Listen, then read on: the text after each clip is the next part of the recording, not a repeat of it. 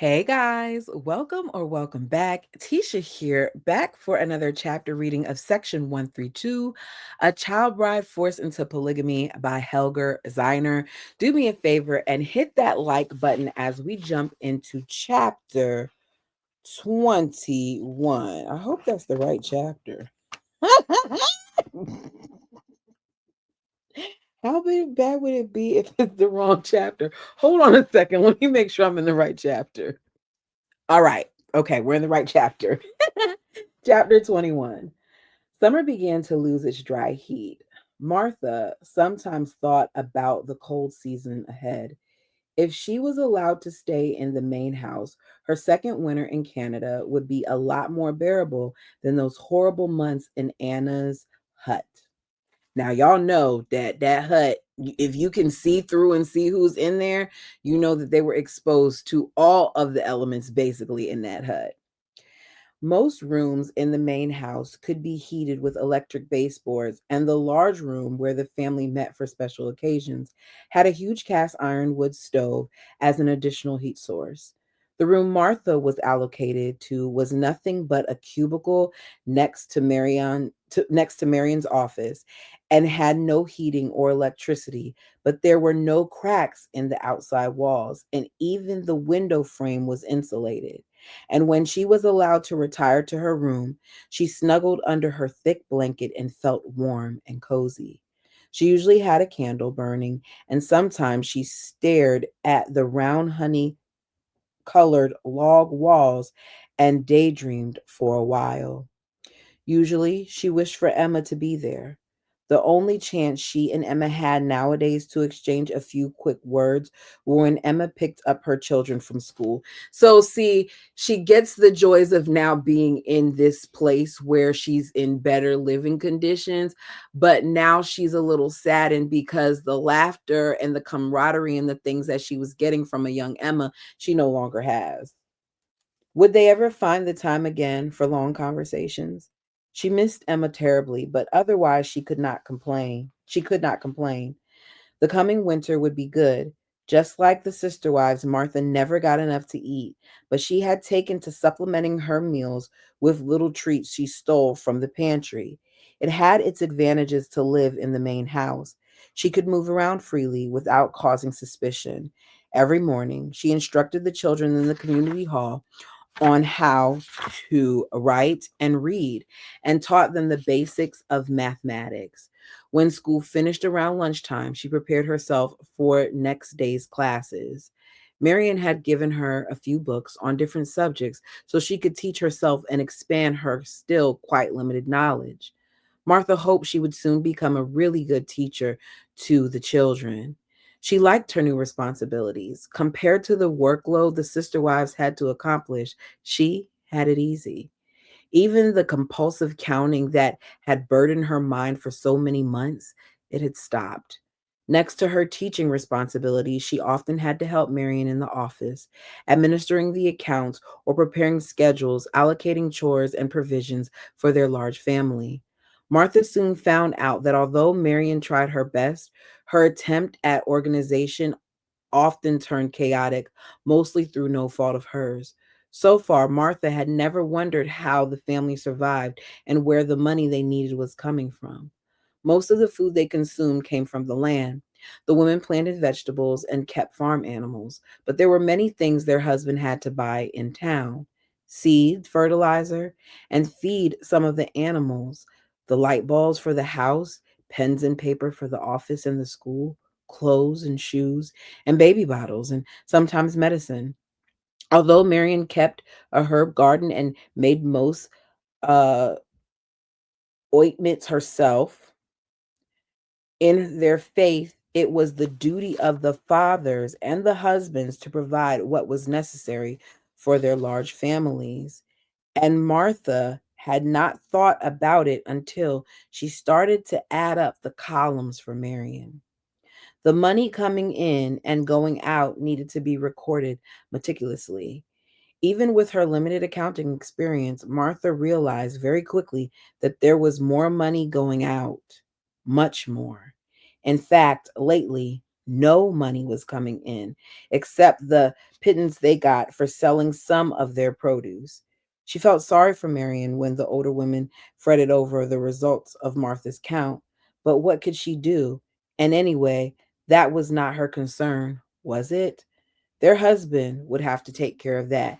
The husband hasn't been taking care of things. That's the problem. I guess she's seeing now for herself that there's a lot of things that she didn't consider. And that one of those things may be that her husband isn't the man that he tries to present himself as.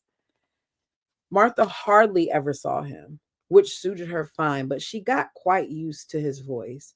By accident, of course. One day soon after she had been allowed to spend time alone in Marion's office, she had been preparing, she had been there preparing a new lesson for the older children and needed to look up the meaning of a word in the encyclopedia that Marion had told her to use.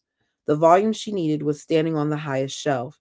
It was a little out of reach for her height, so Martha moved her chair to the shelf unit and stood on it.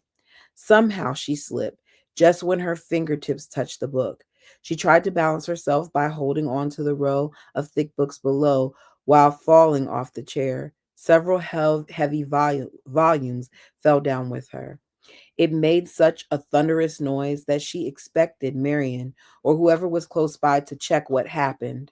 Nobody came. Martha waited and listened for a while, then got off of the floor again and picked up one book after another to place it back where it belonged. That was when she noticed a hole in the plaster wall right at the end of the lowest row of shelves. It had been covered by the last book in the encyclopedia collection, and Martha was just about to line it up again when she heard the door open and close, and then a loud and angry voice. The adjacent room was part of their husband's private quarters. Martha froze where she was standing, not daring to even move the book back into its old position. What do y'all think is in that hole? Because are you upset that she created the thud, or are you upset because she discovered the hole? Let's see. What do you expect me to do? Oh, wait. Yeah, wait. Okay. Yeah, put the back. Martha froze where she was standing, not even daring to move. Put the back into his over. What do you expect me to do? She heard her husband shouting. They're all old and ugly. They should not complain. I've done my duty. They all have children. Marion's voice trailed along his tirade, begging him to reconsider. He shouted at her while she kept insisting in a soft tone, please, please let her prepare a schedule again for some of the wives to be with him. Martha was so engrossed in the exchange that she never considered her eavesdropping to be inappropriate. How exciting! That's how it must be to watch television shows on the big plastic boxes. Her father had one of those. Sometimes, as a small child, she had caught a glimpse of the moving pictures when her father had forgotten to close the door to his room. Pictures of people moved over the flat surface, and she had quickly lowered her eyes, pretending not to notice what she was not supposed to see. But she could still hear the voices coming out of the box. It had fascinated her to hear them talking to each other like real people, and that's exactly how it was now. So she is fascinated by what we know as a television. But because they're sheltered, because this is something she's not exposed to, she doesn't even know to call it that. Her husband and Marion had no idea that she had her ear close to the small hole. Okay, so nothing is in the hole. It's just the hole, and she can hear what's going on because of the hole. It was perfectly placed for her height. She did not even have to stand on tiptoes to be able to look through. Unfortunately, she only saw one corner of the room, which was quite boring, but that also meant that they wouldn't suddenly spot her hovering eye. She put her ear back in position, feeling quite safe to listen in as she kept her eyes on the door to her own office. Only when her husband finished the argument with a final suit yourself, but don't expect me to dance to your whistle, did she place the volume W to Z carefully back on its old spot.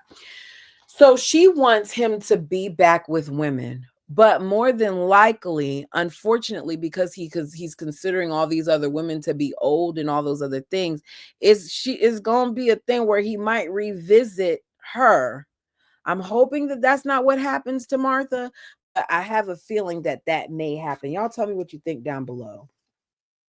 After that, she made a habit of moving the book to its side whenever she was alone in the office. Sometimes she could hear them talking again. What surprised her was how often they argued. Marion stood her ground firmly in defending her schedule for the other wives, and she shied him when he let a woman wait in vain for him all night. It's not right, she said. They want so much to be with child again. From the fragments of gossip Martha overheard when the sister wives chatted in the kitchen or when they brought their children to the school, she knew that they all considered it Marion's fault that their husband ignored them, because oftentimes what we've seen over the years, not just in these books but also on these shows, is that a lot of blame is placed upon the first wife, and it's the first wife's job to do what it is that this man wants them to do, even if that means making herself the person that gets the brunt of the blame when she's not to blame. She's just following the orders of her husband.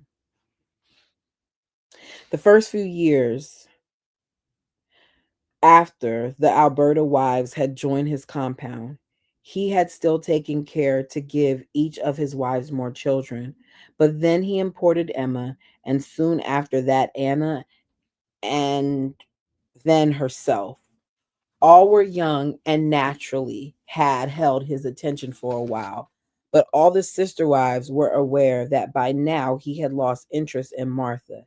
And as far as Anna and Emma were concerned, well, everybody knew that Anna had fallen from grace and that Emma was not his favorite either because she was so skinny. So it must be Marion's doing to keep him from the rest of the sister wives. Quite a few of them started to be very agitated over their husband's refusal to see them.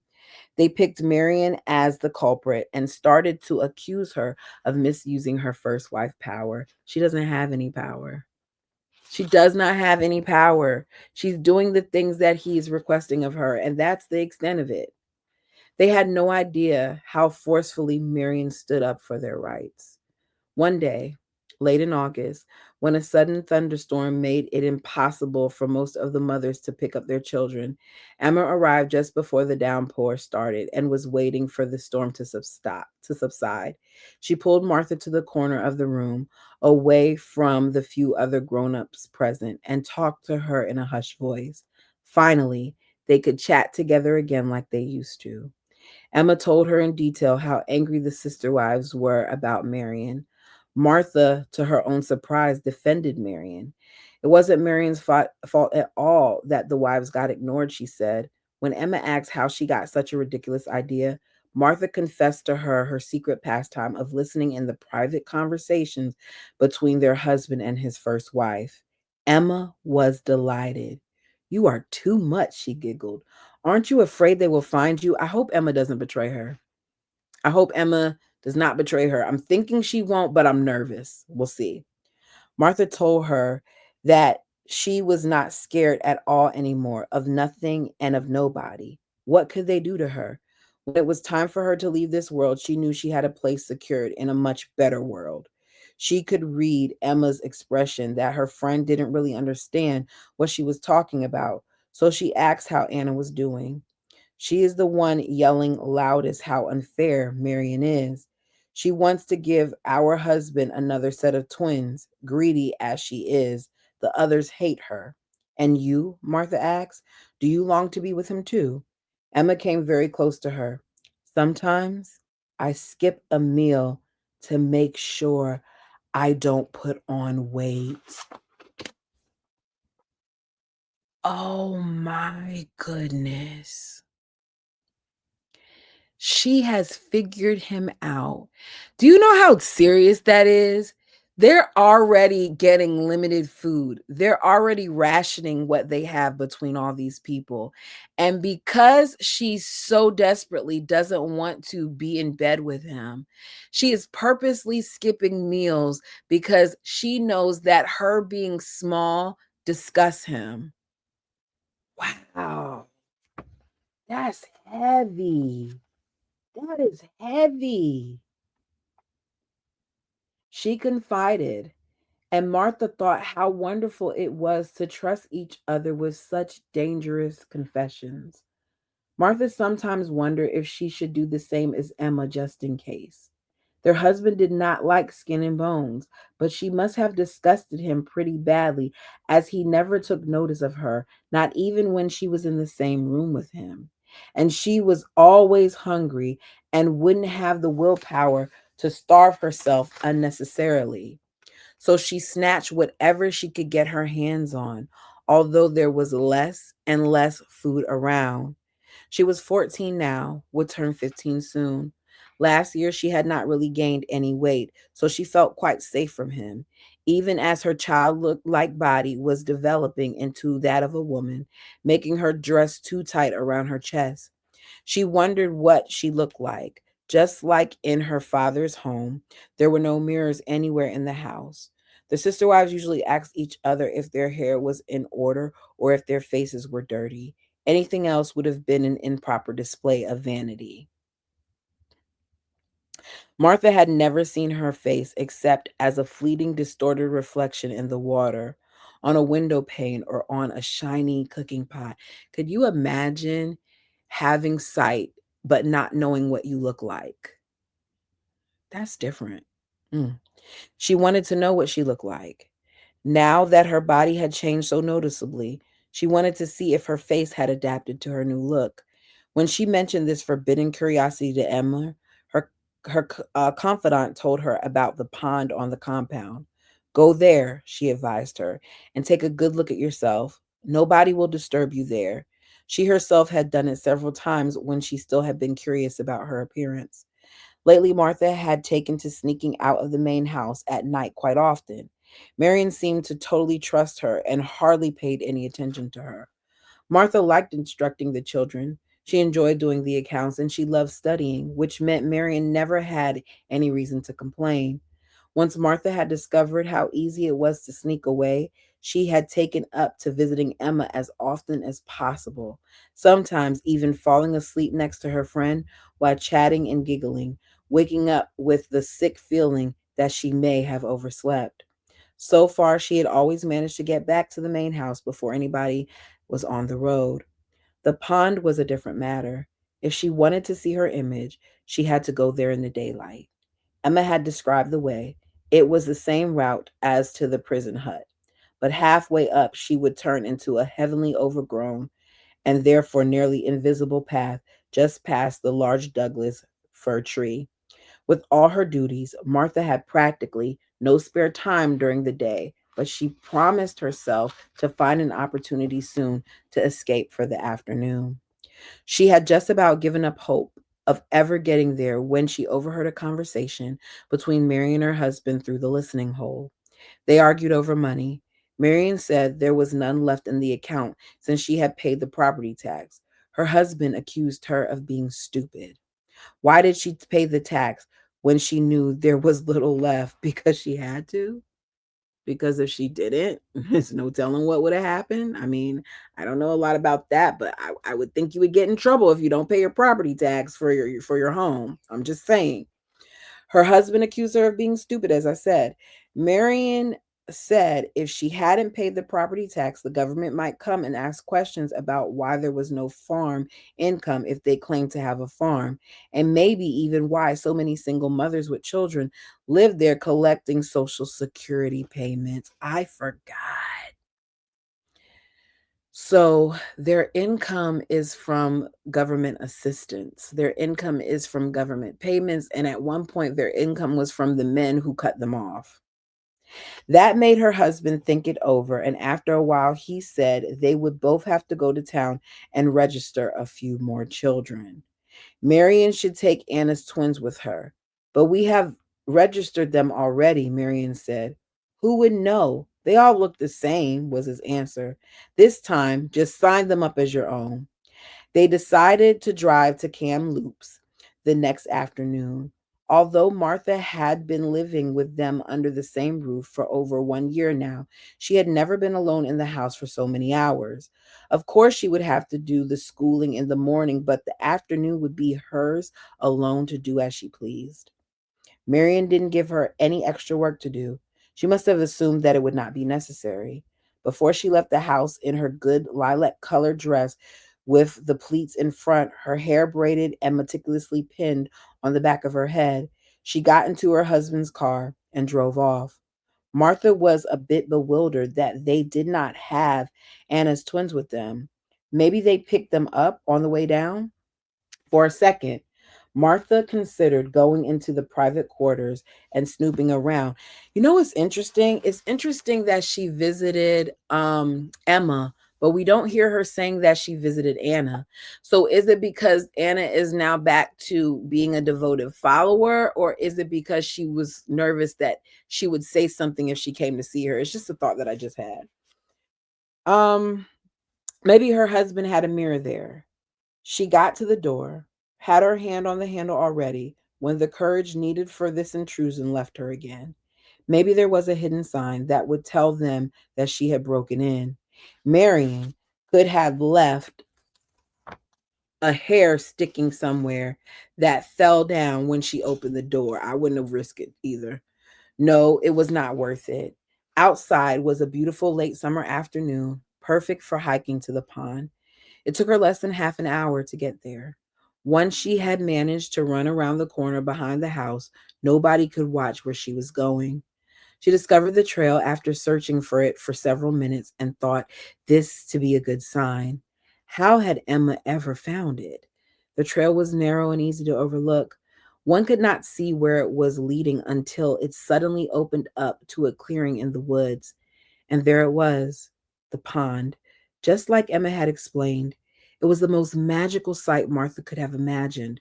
Crystal clear water sparkled in the sun, surrounded by seagrass gently wafting in the breeze. See, that's the thing. They're in these beautiful surroundings, right? Because Richard wanted to make sure that he bought this land because of just how beautiful he says it is and just how picturesque it is. Yet they're living in such horrible conditions that where she's at, she's forgotten the beauty or she hasn't been able to see it. And now here she is because she's ventured to go see her reflection. She's discovered beauty again. Let's continue.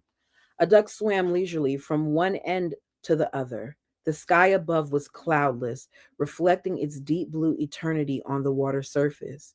Gentle waves were crowned by tiny silver drops. The pond lured her closer, inviting her to its shore. She knelt on the soft ground and could not suppress the strong impulse to touch the pure water, immerse her hands into it, play with the waves they generated, destroying the image of the face she wanted to explore. After a while, she had satisfied her need to feel its cool wetness and let the water come to rest. Then she leaned forward. Her face was slightly distorted. She could see that, but otherwise quite clear in its contours. It was round and white. Her eyes were blue like the water, and her hair had the color of the earth, but lighter. There were spots on her face. Emma had told her she had freckles, and so far she had not understood what that meant. Freckles on her small nose and some under her eyes. Martha was quite pleased. She was not ugly like some. I wasn't expecting.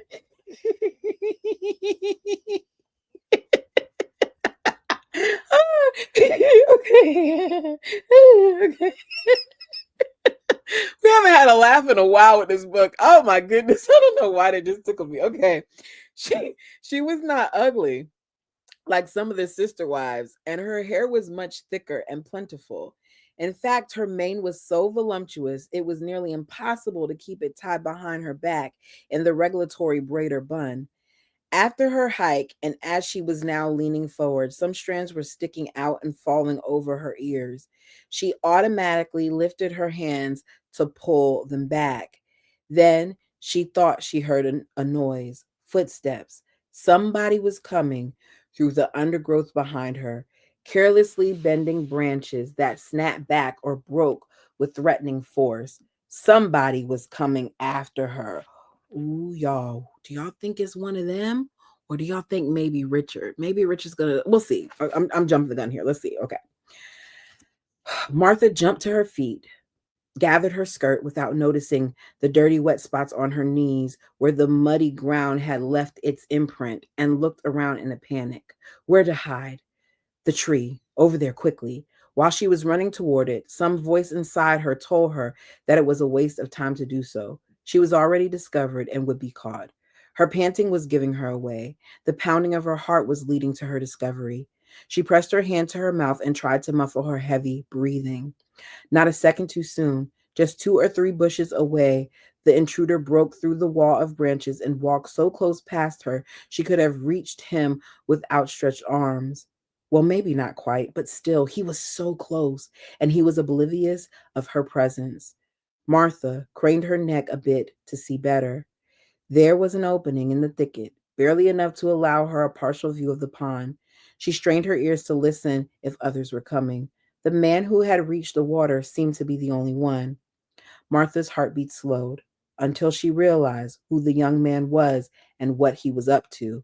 Her husband's oldest son, the good looking one she had noticed on a few occasions, was standing with his back to her and started to take his shirt off. Her heart began to race again. His bare back became visible as he slipped the shirt over his head, exposing lean and strong muscles. Elongated muscle strands divided his back into 2 equal halves of the suntan hard tissue. Okay, Martha, this is a description, girl. Martha watched the play of his muscles on his wide shoulders and bulky arms in awe. His body amazed her. She had never seen an uncovered male torso. Her husband had never undressed himself fully, and she had spared herself looking at what he did expose of himself by closing her eyes. She had never imagined a man could be so beautiful. So she knew, excuse me, she should lower her eyes, but she couldn't bring herself to stop staring. Okay, girl. Jake Jr. ruffled his hair with a big relieved sigh, staring for a moment at the peaceful pond. What was he doing here? Did he come here to get away from his younger priesthood brothers for a while? Did he feel the need for solitude just as she sometimes did? Martha watched him as he looked at the ducks swimming into the high sea grass on the opposite shore.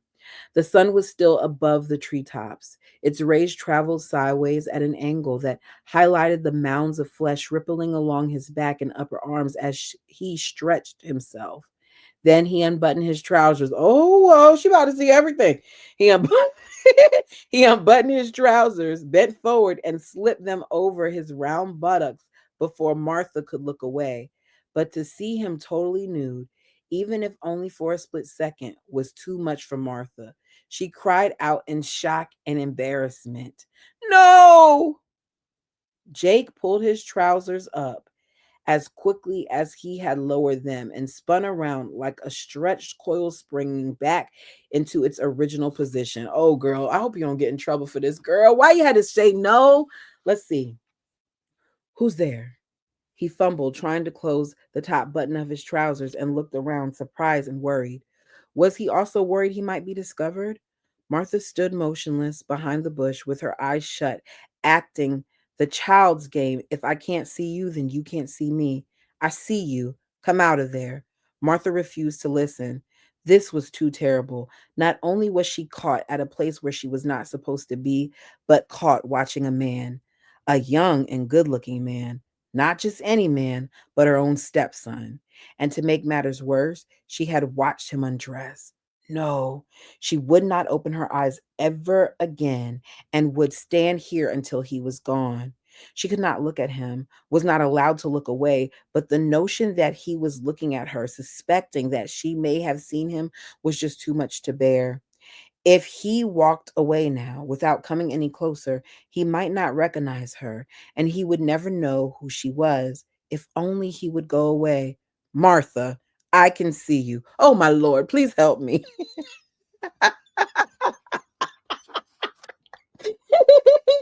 Martha, what are you doing here? Suddenly, his voice was very close, and she knew he was standing on the other side of the bush she was hiding behind. She opened her eyes. Jake's beautiful body was still not fully clothed. He had his trousers back on, but through the leaves and branches, she could see the skin of his upper body gleaming and his golden hair shimmering in the sunlight. She lowered her eyes again. They quietly stood on opposite sides of the bush for some time. Martha could hear him breathing in and out, steady and strong, and began to fall into the same rhythm. Slowly, her body let go of some of its tension, and her erratic heartbeat became more regular.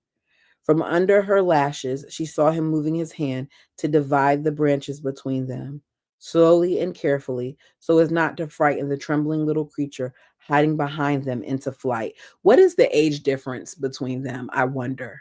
Let's keep reading. He had an open view of her now. His breathing became stronger, more labored. Look at me, he ordered, but his words sounded coarse and pleading. She mustered all her courage and she looked him straight in the face. It was gentle and hopeful, and there was greed. No, not greed, it was desire.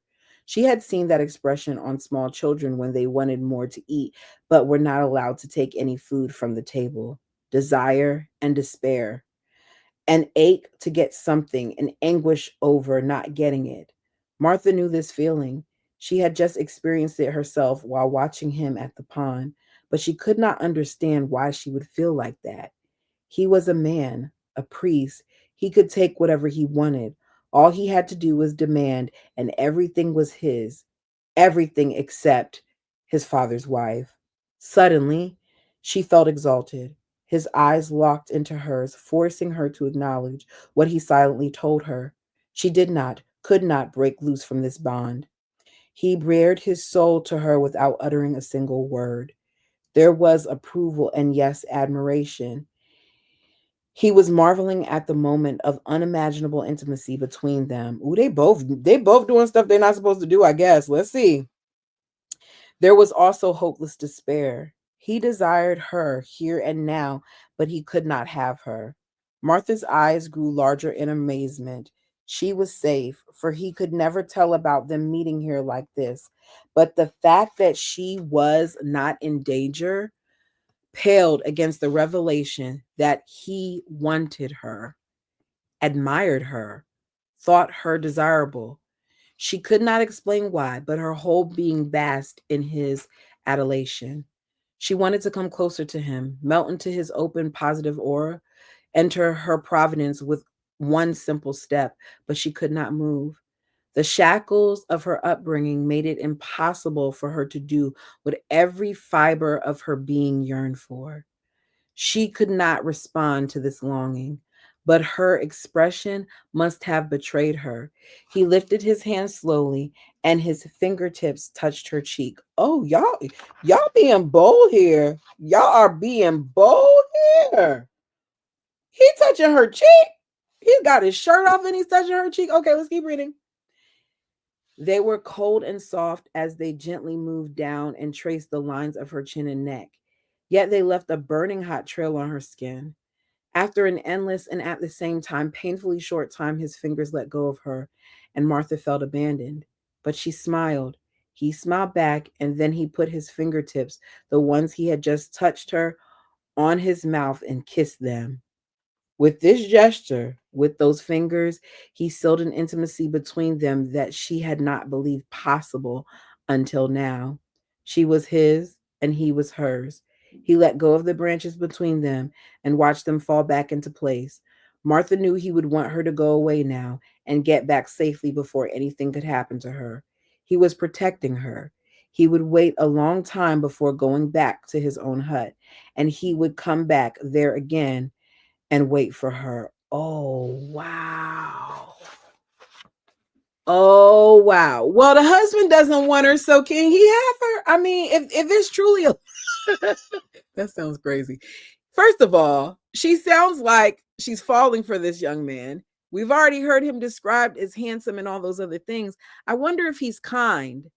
I'm hoping that he's kind, but we'll see what happens. I thought it was going to be Richard. Oh, it wasn't Richard. It was even better. It was the son. I'm going to read this last chapter because it's very, very short, and then I'll be back on Thursday with the next one. Sorry it's so short, but I'm trying to knock out all of these because my birthday is in 2 days, and I will be like away from YouTube with the exception of Tuesday just to record Welcome to Plathville, and then I'm disappearing again. I'm taking the week off. So forgive me if I'm slow to comment, but I think I deserve, a little bit of a break. It won't be a break to you all, though, I don't think, except that you'll notice that I'm kind of late with responding to comments. But other than that, it should probably be the same, type of thing for you guys. Anyways, I'm rambling. Chapter 22, very, very short chapter, because I just literally, while I was reading, flipped the page to see it's short. Okay. Daisy never reminded him of his promise, but she started to withdraw from him even further, becoming mono. Oh, I ain't gonna try to Monosyllabic. Alexa, how do you pronounce Monosyllabic? I'm not quite sure how to help you with that. Alexa don't even know. She says she don't know how to help me with that. Monosyllabic? Y'all, I'm probably butchering it. Forgive me. When he needed her input most, and he couldn't postpone the call any longer. Y'all remember he had promised her in the previous chapters that he was going to go and visit this compound, that he was going to go try to talk to Emma because they saw that Emma was a younger girl and all those other things. And he didn't keep that promise, apparently. Let's keep reading. But before he gave in to the inevitable, he wanted to be prepared. Jake would not catch him off guard again. He read the story in People magazine and surfed the internet, typing in key search words he had picked up from the magazine article. Words like polygamy, the Book of Mormon, the Church of Latter-day Saints, LDS, their fundamentalist splinter group, the FLDS, and even the name of the founder of the Mormon Church, Joseph Smith. He even bought some books on the subject, namely Daphne Brigham's um, ex- what? Mainly Daphne Brigham's extensively researched book, The Secret Lives of Saints, as well as heart-wrenching autobiographies of ex-FLDS members like Debbie Palmer, Carolyn Jessups, Dorothy Allred, and Martha Beck, who had all grown up in polygamous communities, and glanced through them. He thought he knew it all. If Jake was out to test his Catholic boarding school beliefs, he would get a rude surprise. Just like everybody else who had been through such an education, he had developed a weird brand of pseudo atheism. He deplored all religious activities that carry the stigma of extremism, counting the Vatican's interpretation of Christianity amongst those, yet he considered himself a Christian. He despised religious fanaticism and and belittled excessively devout worship, but secretly offered St. Anthony a reward if he would lead him to a lost item and would rather bite his tongue off than defile Holy Mary's name. After reading all the serious accusations the American state had compiled against the FLDS Texas cult, Richard had to assume that Jake's congregation was fashioned along similar fundamentalist lines, but his liberal thinking reasoned that everybody had a right to believe in whatever they like, and deep down he had to admit to himself that he really didn't care. His internet research had made one thing clear to him: Jake was a liar, a fake. That made him chuckle. Jake the fake. In Richard's opinion, defending a polygamous lifestyle with religious principles reduced Jake, just like any of those old lusty guys, to a cheap cultish sex maniac. He was nothing but a dirty old man on a sexual power trip. Wouldn't we all be given the chance if we had enough women willing to play our game? When this thought crossed Richard's mind, the image of Daisy popped up. She would kick him in the groin if he had so much as suggested her being subservient to any man. And apart from Daisy, there wasn't a single woman out there in his world who would agree to share a guy with another woman. So far, he had got himself into deep trouble every time he as much as double dated, but he now had a better understanding where Daisy's suspicions were coming from. Although he still couldn't care less what went on in fake Jake's little setup, he decided it was time to give in to Daisy's silent demand. One morning in late August, he called Jake to announce his visit.